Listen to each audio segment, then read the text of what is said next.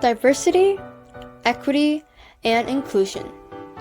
Thoughts that test human nature. Hello, this is Han, Director of SOHAPPY Insights. All modern humans belong to a species termed Homo sapiens, which translates into wise human. Our complex cognitive abilities, social nature, and capacity for creativity allowed us to rapidly take over the planet. Indeed, those things do make us a highly intelligent species, but they don't necessarily make us the wise humans binomial nomenclature tells us we are. What completes us as Homo sapiens are the three words of the day: diversity, equity, and inclusion. Unlike utilizing language and tools for survival, these concepts don't come to us naturally for a multitude of reasons.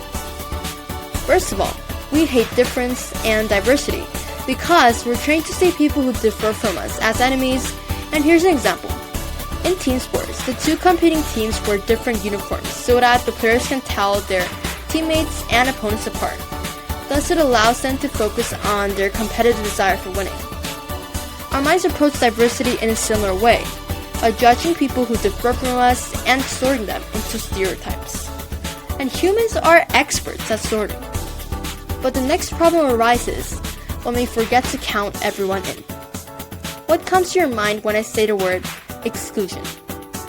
Does it remind you of the time your friends made plans without you, the time you felt like you just didn't belong in a conversation, the time you wondered, why can't I fit in like everyone else? Exclusion is a pain no one deserves to feel, yet many of you relate to these experiences. What does that show you about the world we live in? Now, take a moment to imagine a world where everyone is embraced for who they are. We certainly have a lot to learn from this inclusive, compassionate world. But why do we find it so difficult? That is because humans are inherently selfish beings. We all want to be included, yet we fail to see the exclusion of others as long as it's not happening to us. This not only prevents us from being inclusive, but also causes us to struggle with the idea of equity. First things first, equity is not equality. And I swear you've seen this picture before, right? Equality refers to treating everyone equally, while equity involves acknowledging everyone's different circumstances and treating them fairly.